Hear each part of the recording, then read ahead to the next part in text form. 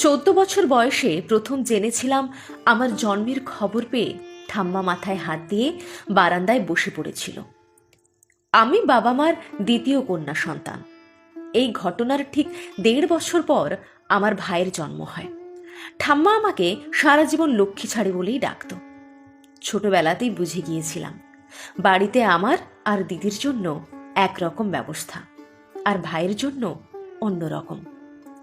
পুজোয় ভাইয়ের জন্য 4টে জামা, আমার আর দিদির একটা একটা। ভাইয়ের টিফিন বক্সে আপেল, কলা, মিষ্টি, আমার দিদির যা হোক কিছু। এইসব কড়া নিয়মের বাইরে বেরোনোর ক্ষমতা আমার মায়ের ছিল না। দিদিও কখনো নিয়ম ভাঙার চেষ্টা করেনি, কিন্তু আমাকে বারবার ঠাম্মার কাছে শুনতে হয়েছে, এ মেয়ের বড় নোলা, ভীষণ লোভ, একেবারে অলক্ষী এসেছে কোথা থেকে। তবু আমার বায়নার অন্ত ছিল না। মা মাঝে মাঝে আমার বায়না মেটাতে সবাইকে লুকিয়ে পয়সা দিত। দিদিকে কখনো কিছু চাইতে দেখিনি। আমি তখন ক্লাস 6-এ। স্কুল থেকে ফিরে দেখি মার মুখ থমথমে, কিছু একটা হয়েছে আন্দাজ করতে পারছি। সন্ধ্যাবেলা পড়তে বসে দিদি বলল, তুই মাকে এত বিপদে ফেলিস কেন? আজ ঠাম্মা দেখেছে মার থেকে লুকিয়ে পয়সা নিচ্ছিস। আমার থেকে 3.5 বছরের বড় দিদি সেদিন আমাকে বুঝিয়েছিল এ বাড়িতে মেয়েদের কি করতে নেই।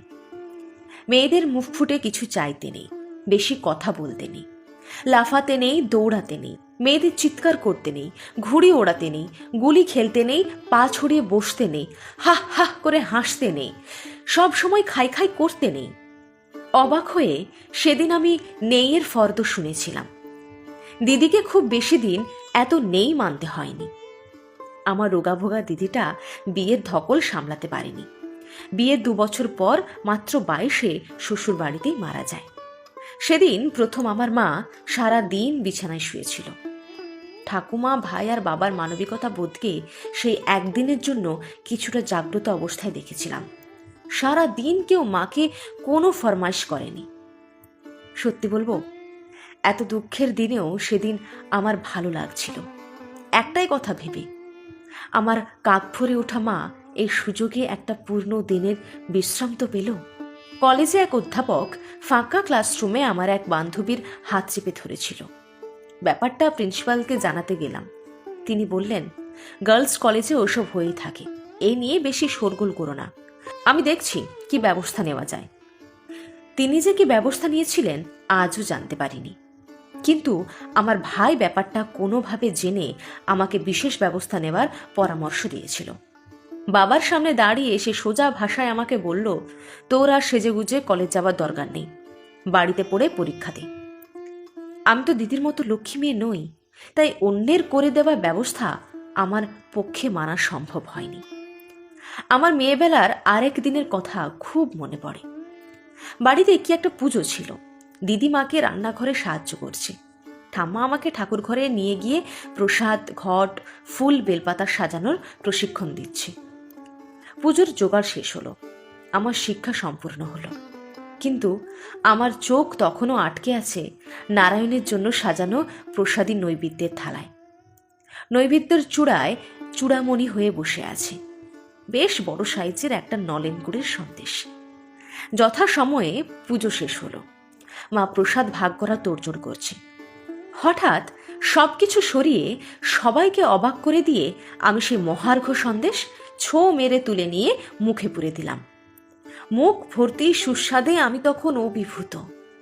হুঁশ ফিরল যখন সন্দেশ ভরা গালে মায়ের প্রচণ্ড এক চড় এসে পড়ল। ঠাকুমার প্রভূত গালিগালাজ থেকে বুঝলাম, নৈবেদ্য যতই আমার সাজানো হোক, সেই প্রসাদে সিংহভাগের অধিকারী বাড়ির পুরুষ সদস্যরা। দুগালে মায়ের 5 আঙুলের দাগ নিয়ে কখন ঘুমিয়ে পড়েছি। অনেক রাতে মায়ের ছোঁয়ায় ঘুম ভাঙল।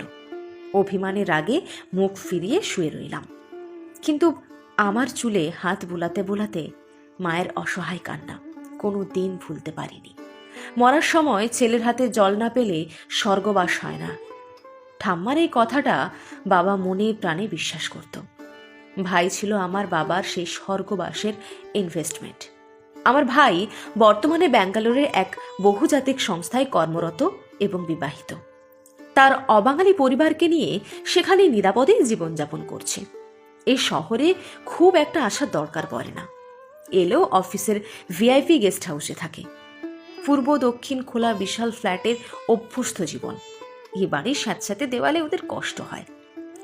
বাবা মারা গেছেন প্রায় 2 বছর হলো। প্রভিডেন্ট ফান্ডের 60% ছেলের ক্যারিয়ারে খরচ করেছেন।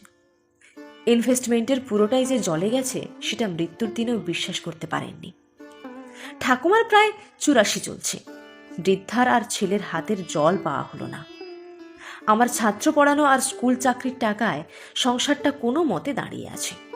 সেদিন সবে বাড়ির দরজায় পা রেখেছি, মা ছুটে এলো, তাড়াতাড়ি আয়, সকাল থেকে কিচ্ছু খাচ্ছে না, বারবার তোকে খুঁজছে। ঘরে ঢুকে বৃদ্ধার মাথার কাছে বসলাম। মনে হলো আমাকে দেখে একটু যেন হাসলো। আমার হাতে ধরা দুধের গ্লাস থেকে 2 চুমুক মুখে দিয়েই আবার ক্লান্তিতে মাথাটা বিছানায় এলিয়ে দিল। ইশারায় আমাকে কাছে ডাকলো। আমি মুখটা নামিয়ে আনলাম মুখের কাছে। খুব আস্তে, প্রায় নিভে যাওয়া কণ্ঠে ঠাম্মা বলল, লক্ষ্মী ছাড়ি, বিয়ে করিস। তোর মেয়ে হতে ইচ্ছে হয়, বুড়িটাকে ক্ষমা করে দিস।